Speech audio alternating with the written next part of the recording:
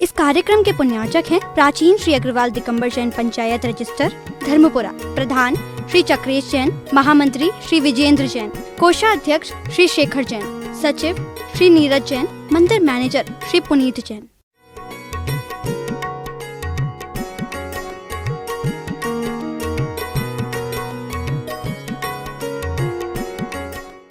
कथाकार नहीं, कथाकार से मतलब क्या हो गया? तो कथाकार का अर्थ ये है कि कभी कभार जो हम नहीं है वो भी कह देते हैं। कहवे की बात अलग है और करवे की बात अलग है। ऐसे नहीं, हम तो कह रहे। एक बुंदेलखंड में एक शब्द चलता है, केनात किया कही हमने, ऐसा कहते ना। तो ऐसे यार केनात की कह रहे हम तो ऐसे ऐसा हो जाते हैं, बाकी सही मत समझियो। तो कथाकार मात्र क्या है? दूसरों की कथा कहने से नहीं,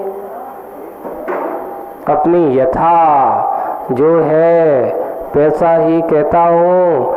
मैं मात्र ऊपर ऊपर की बात कहने वाला नहीं हूँ। मैं कथाकार नहीं हूँ, तथाकार हूँ। जो जैसा हो वैसे ही मैं रहने वाला हूँ। मैं तथाकार बनना चाहता हूँ, कथाकार नहीं। इस लेखनी को भी यही भावना है। इस लेखनी की जो लिखने वाला है उसकी भी यही भावना है। कृति रहे, संस्कृति रहे। जो लिखने वाला है, जो लिखने जिन्हें वो रहे और हमारी संस्कृति रहे आगामी असीम काल तक। कब तक? जिसकी कोई सीमा ना हो। जागृत, जीवित, अजित, जो जिसको कभी जागृत हो, यानी सुप्त वाली नहीं। एक व्यक्ति को एक आ जाते, तेरे अंदर बहुत क्षमता है, उसको जगाने की जरूरत है, जागृत हो।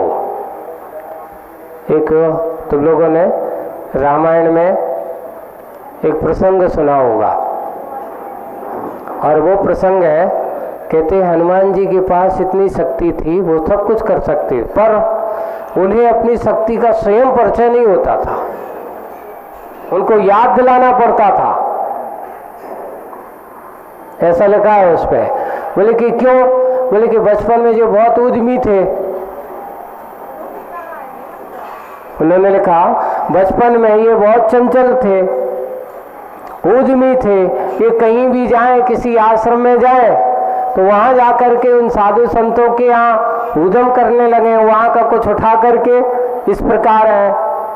तो उन्होंने उनको कह दिया है, अब तुझे एक काम करें, हमेशा तुझे अपनी शक्ति का भान नहीं होगा। उनको ऐसा अभिशाप दे दिया, तेरी शक्ति, तुझे तो शक्ति तेरे पास बहुत है, पर तुझे अपने शक्ति का एहसास स्वयं नहीं होगा।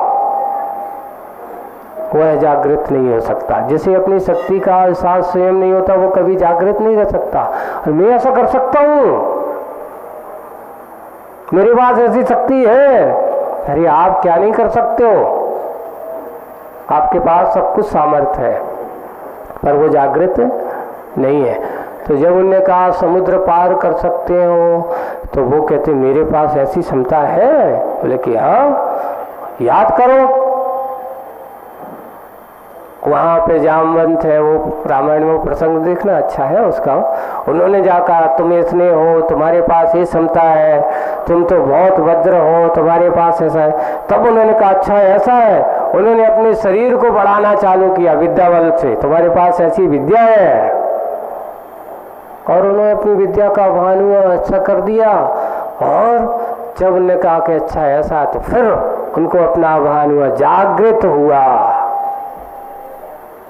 शक्ति जागृत होती है तभी वह, इसलिए हमारी ये संस्कृति असीम काल तक रहे। कैसी रहे?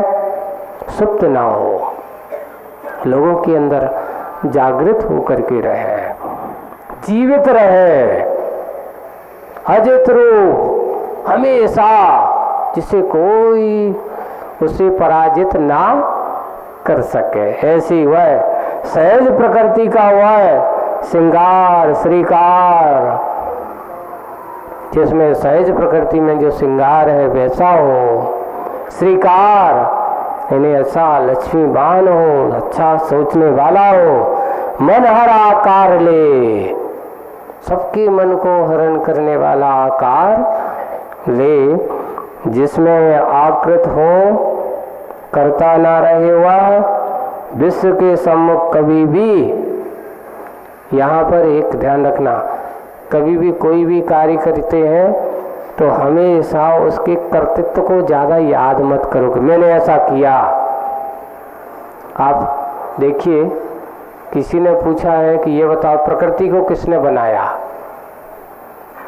कोई इसका कर्ता है क्या? बोले कि नहीं है, ये स्वयं की अपनी कर्ता स्वयं है। आदमी को किसने बनाया? आज के बच्चों की बड़ी जिज्ञासा होती है बहुत। मैंने उनसे एक बच्चा आया, वो आकर के पूछता, ये बताओ महाराज जी आपको महाराज जी किसने बनाया? बोले कि महाराज जी हम बने हैं, बनाया थोड़ी है। नहीं, फिर भी बनाने वाला कौन था? तो बोले कि गुरु महाराज जी ने दी दीक्षा, हमने दीक्षा ली, हमने दीक्षा ली। अच्छा है, गुरु जी को किसने दी? बोले कि ज्ञान सागर जी। ज्ञान सागर जी को किसने दी? बस बढ़ते चले जाओ, वहां तक चले जाओ, फिर किसने ली? सहज रूप से। फिर उसने मन दूसरा किया, ये बताओ आदमी को किसने बनाया? आदमी अपनी प्रकृति अपने अपने कर्म से मनोयोग बना है, किसी ने बनाया नहीं है। ये तो सब संयोग है, माता पिता ये सारा का सारा संयोग है, कोई जीव को बनाने वाला नहीं है। अब आप वो समझ में नहीं आया, मिल कि सब अपने अपने उसमें बने, हमारी समझ में नहीं आया। तो फिर मैंने उससे पूछा, ये बताओ गन्ने में, हाँ वो अच्छा, उससे मैंने पूछा ये बताओ शक्कर किसने बनाई? बोले गन्ने ने। गन्ने ने क्यों? वो मीठा है। ये बताओ गन्ने में मीठापन किसने बनाया?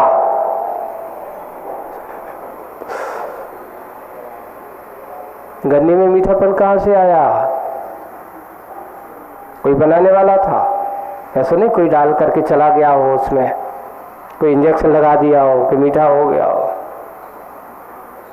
जो प्रकृति का सत्य है उसको कोई बनाने वाला नहीं है, उसका कोई कर्ता नहीं है। यही है, वही है कि जो जिसमें आकृत हो, करता ना रहे। मैंने ऐसा किया तो तुम क्या करोगे? ऐसा कुछ करने वाले कर्तापन नहीं होता है। विश्व के सम्मुख कभी, यह विश्व के सम्मुख के सारे संसार में कभी भी ऐसा कर्ता भाव का परिणाम इसके पास नहीं हो। विषम विकृति का वह छारदार संसार, यहाँ जहाँ सारी प्रतिकूलता भरी हो उसका नाम है संसार। आज तक कभी भी संसार में कभी भी किसी की इच्छा पूरी हुई? एक इच्छा पूरी होती, दूसरी इच्छा और बन जाती। वही है विषम, एक के बाद दूसरी, एक के बाद पुनः इच्छा, एक के बाद पुनः नई इच्छा। विषम विकृति का वह छारदार, जितना जितना इसको हम पूरा करने की कोशिश करते हैं उतनी उतनी और पीड़ाएं, उतनी उतनी और उसके दुख का कारण। छारदार संसार अहंकार का हुंकार ले रहा, हमेशा अहंकार का हुंकार। जब भी देखो थोड़ा सा भी किसी को आता तो आदमी, जैसे कि थोड़ा सा भी प्रतिकूल होता है तो कान खड़े हो जाते हैं। आदमी की नाक बिल्कुल ऐसी हो जाती कि ये मेरी है। तो अहंकार का हुंकार ले, जिसमें जागृत होता है और जिसमें जागृत होता है और हित स्वापर का यह निश्चित निराकृत होता है। ये संसार वही है, यहाँ अच्छा भी है और बुरा, लेने वाला चाहिए। लोग कहते हैं संसार में जहाँ देखो वहीं दुख ही दुख है, कहीं सुख नहीं है, ऐसा कहते हैं, है ना। अगर सुख नहीं हो तो बताओ यहाँ से मोक्ष जाने वाले कोई होते? नहीं होते। होता है।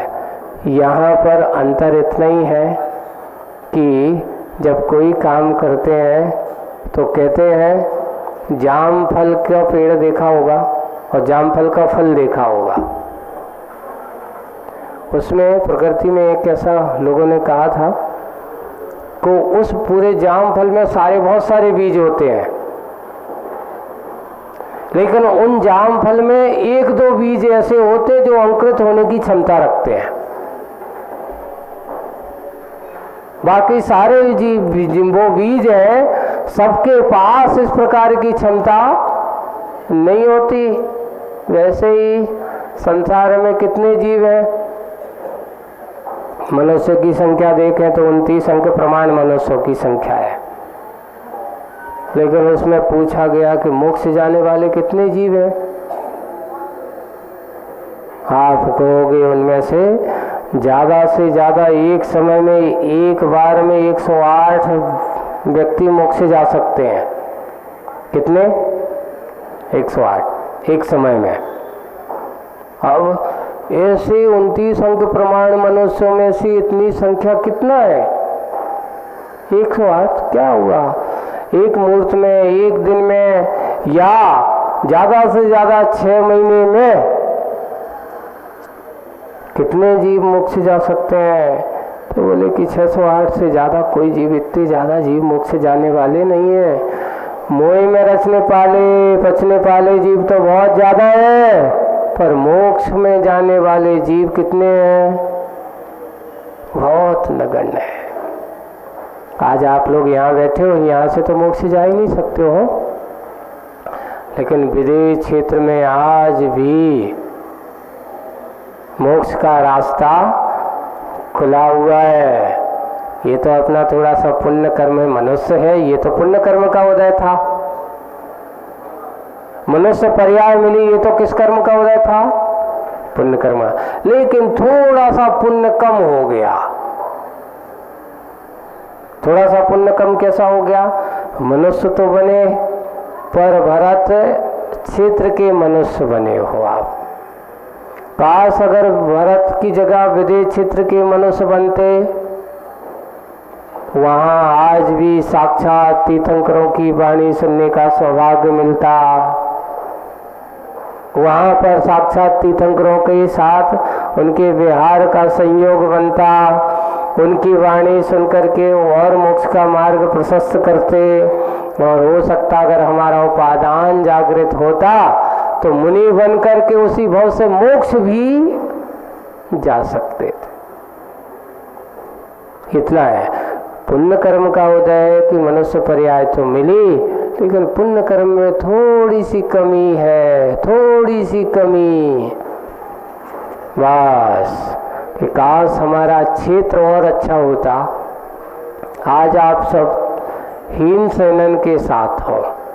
उत्तम सेनन आज के मनुष्य के पास यहाँ पर पंचम काल में किसी के पास नहीं है। वर्तमान इस पंचम काल की अपेक्षा के मनुष्य की तुलना करें तो आज उत्तम सेनन हमारे पास नहीं है। हम थोड़े से में ही घबरा जाते हैं, थोड़े से में ही टेंशन करने लगते हैं। थोड़ी सी प्रतिकूलता विषमता आती है, हम सोचने लगते हैं अब क्या होगा, अब क्या करें, कैसा करें, किसको बुलाएं, किसको याद करें, ऐसा सोचा करते हैं। ये सब किसकी परिणति है? ये हमारे मन की धीरता का अभाव। जहाँ उत्तम सेनन होता है वे कभी घबराते नहीं, रहे या डोल या कंप सुनिश्चय, ऐसा उनका है। उनका मन हमेशा दृढ़तर, दृढ़ और उससे और दृढ़तर हो जावे। जैसे कैसे? जैसे पर्वत शमशान भयानक, अटवी से नहीं भय खावे। उनसे कभी वो डरते नहीं है। कभी इस प्रकार की प्रकृति वहाँ आ जाए तो निडर होकर के विहार करते हैं।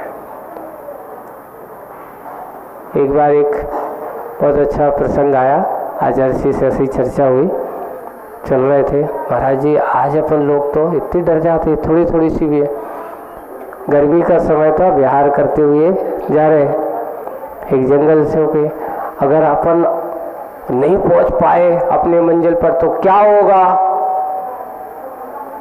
है? तो आचार्य जी कहते बताओ क्या होगा? बोले बताओ क्या होगा?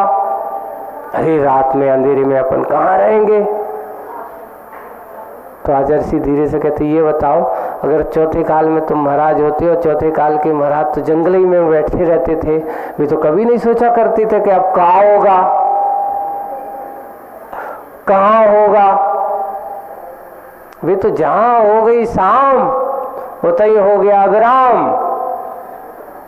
ये भी जरूरत नहीं थी कि वहां वे नहीं देखा करते कि भैया पाटो है कि नहीं है। ये कहलाते उत्तम सैननधारी मुनि महाराजों की साधना। ये नहीं देखा करते थे कि भाई कहाँ बैठेंगे, अरे पिछी मार्दन करके जमीन वहीं पर जमीन को बुहार थे और आप आपस में बैठ जाते होंगे। अब क्या होगा, कोई सिंह ना आ जाए, कोई चींटी ना आ जाए, कोई बिच्छू ना आ जाए, ये सोचा करते थे पहले। आज तुम कितना सोचते हो? यही है इंसान की परिणति। डर हमेशा है, हमेशा। ये क्या आकस्मिक ऐसा हो गया तो, ये हो गया तो, अरे हो भी जाएगा तो तुम क्या करोगे? कर्म का उदय अगर तुम्हारा चल रहा हो तो अच्छे अच्छे बड़े बड़े चक्रवर्ती की सेना भी काम नहीं आती। बड़े बड़े चक्रवर्ती भी क्या हो जाते हैं? परास्त हो जाते हैं। बोले कि सेनाधारी हो चाहे कोई भी, कर्म के सामने सब कुछ साष्टांग हो जाता है। ऐसे वे मुनिराज होते हैं। कभी विषम विकृति के समय संसार की परिणति में रहते हुए कभी विचलित नहीं होते, पर संसारी आत्मा जल्दी से क्या हो जाता है? विचलित होने लगता है। हिताहित पर वे अपने आप में जागृत होते हैं। हित स्वपर का यह निश्चित निराकृत होता है। ऐसे वे होते हमारे महापुरुष। वे कभी किसी के बारे में बुरा नहीं करते और अपना कभी बुरा नहीं सोचा करते। जितना बन सकता है सबके हित की बात उनके मन में हुआ करती है। आज बस इतना ही। बोलिए परम पूज्य आचार्य गुरुवर श्री विद्यासागर जी महाराज की।